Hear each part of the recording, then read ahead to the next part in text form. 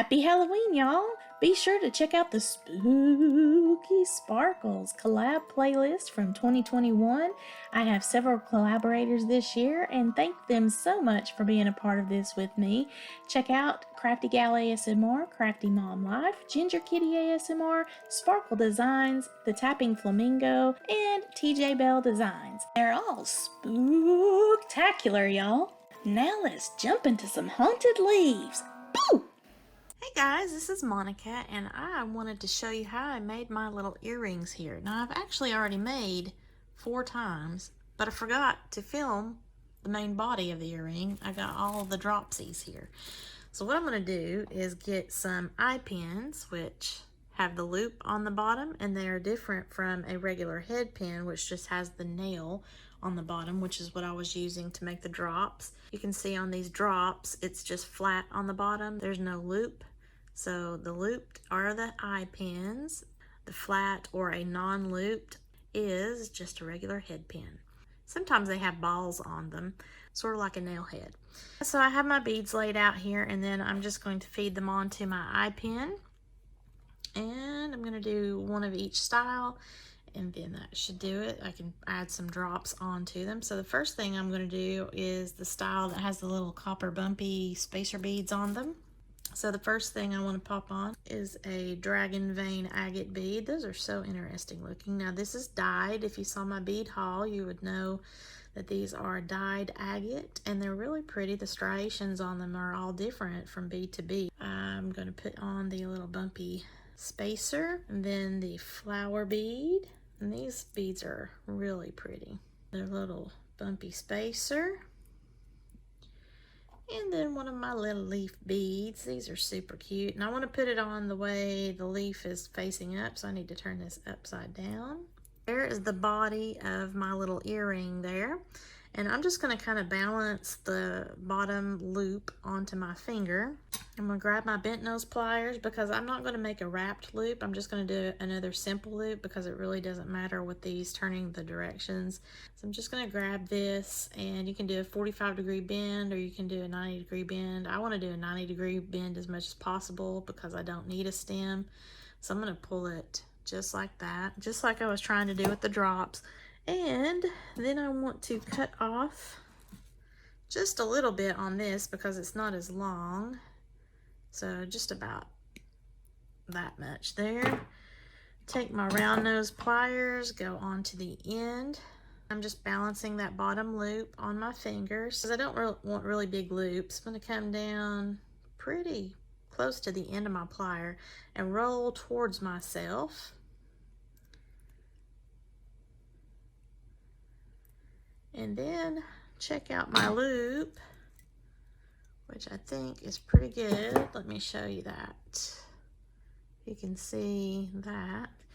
So I'm just going to take my bent nose pliers, give it a squeeze just to be sure it's lined up. And I want to double check that I don't have any kind of gap.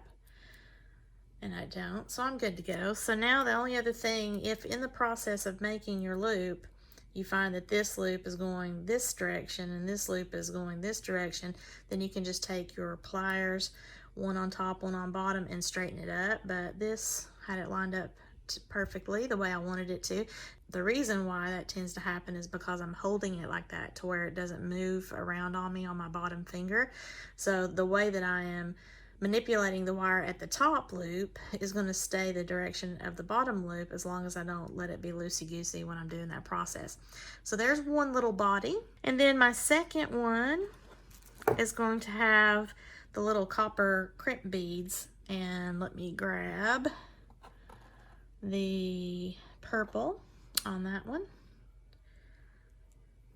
That's my little dragon vein agate. That's so cute. My little spacer bead. It's actually a crimp bead, but I'm using it as a spacer bead. The flower bead. Another copper crimp, which I'm not crimping. I'm just using as a spacer, a metallic spacer.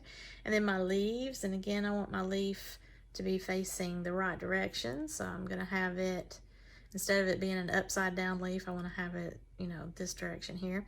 So now that's good to go. I'm going to turn this sideways here and hold it with my finger so that I can pull it over the top of my bead, either 45° or 90, and I'm going for 90. So just pull it as best you can so that it's just right there on top of your bead so you don't have a stem. Because again, since I'm not making a wrapped loop, I don't need a stem. So that's that. Use my flush cutter. It's just flat on the back. It's not rounded like just the regular cutter is, and I can get a nice smooth cut.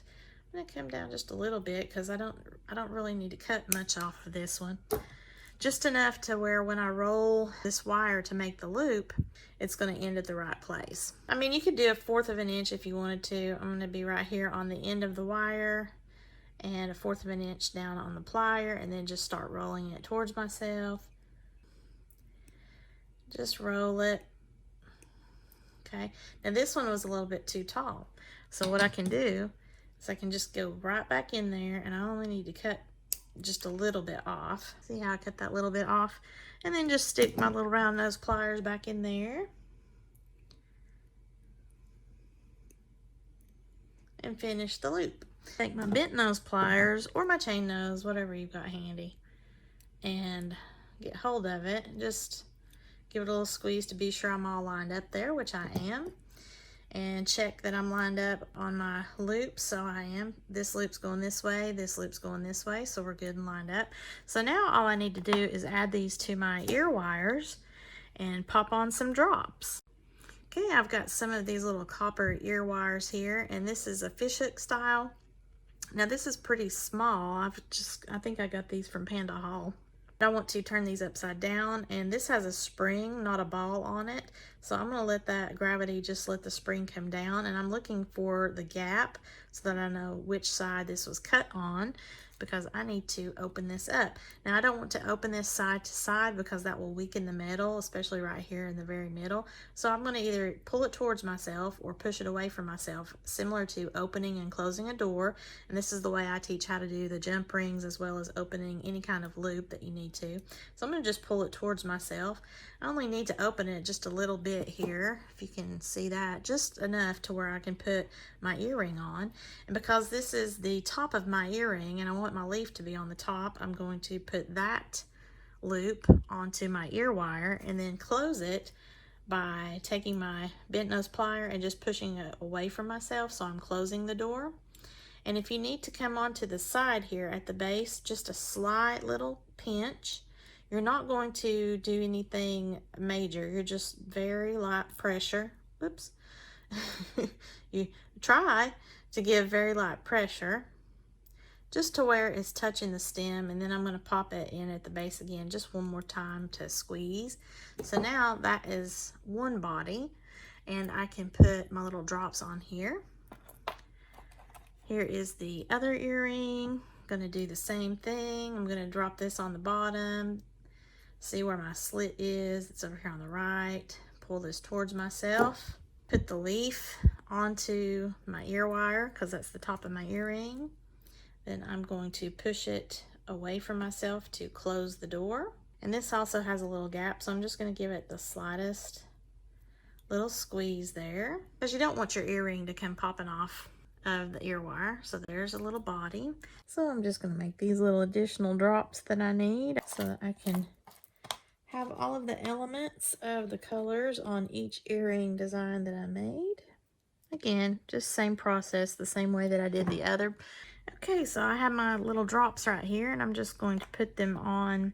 And really, since I've got 4, it doesn't matter if you have a specific way that you want to see it side by side, because it's the way it's going to hang, you're going to be able to see them all depending on where you turn. So I'm just popping them all on together. If it were to be laid out flat on something, that's how it would be, but it's going to be hanging, so it's going to kind of be in a little bunch there. So that's on my little jump ring. I have it on a 7mm jump ring that I made myself with my little tool. And let me show you that. I've got this in a video on my Beading Brigade channel, so I'll be sure to link that below so you can check that out if you're interested. And now I'm going to pop that onto the bottom portion of that eye pin. Get my chain nose pliers and close that just like I did the ear wire itself, so I'm just going to pull this right side towards myself to shut the door, then give it a little squeeze. Okay, so there is one earring done with the little droppies. Cute, aren't they? Now let's do the other one here. Just going to grab my little drops and throw them on to my jump ring, and then put these onto the bottom of the eye pin. Take my chain nose pliers on the left because it just holds everything. It stays stationary. It doesn't move around. Use my bent nose pliers on the right and close the door. So I'm going to pull this right side towards myself. And you heard a little click because this jump ring is very accurate here because I made it on that tool. So there's no gap. So you hear just a slight little click. But I'm still going to give it just a little squeeze with my chain nose pliers on that side. And there's another earring. So now I have different styles here. The ones with the little crimp beads as spacers. And then I've got the bumpy spacer beads. And I've got them to complete my set. So here are all 4 of the little earrings now, the 2 different designs. So the one on the left has the little bumpy spacer in the copper, and then the one on the right has just the little crimp beads, the little copper crimp beads. And I did 4 little dangles on each of the earrings now. I think that looks a lot better than just the 2 that I had previously, and it works nicely along with the necklace because I've got all those different drops in the different colors on the necklace itself. If you like this tutorial, please give me a thumbs up and share with your friends. Leave me a comment below with any questions that you may have, tips, tricks, opinions, suggestions, whatever, happy fall wishes. Whatever you want to do. Again, I'd like to thank beebeecraft for giving me all sorts of lovely little sparkly supplies here. And again, I will leave the link below to the jewelry making haul, which goes into further detail about each of the different elements. Now, I purchased the little glass flower beads myself, but all the other stuff came directly from beebeecraft as part of this sponsored video for some tutorials and the jewelry making haul. I hope that you've enjoyed it, and I hope that you have a spooktacular, sparklerific Halloween, y'all. Bye!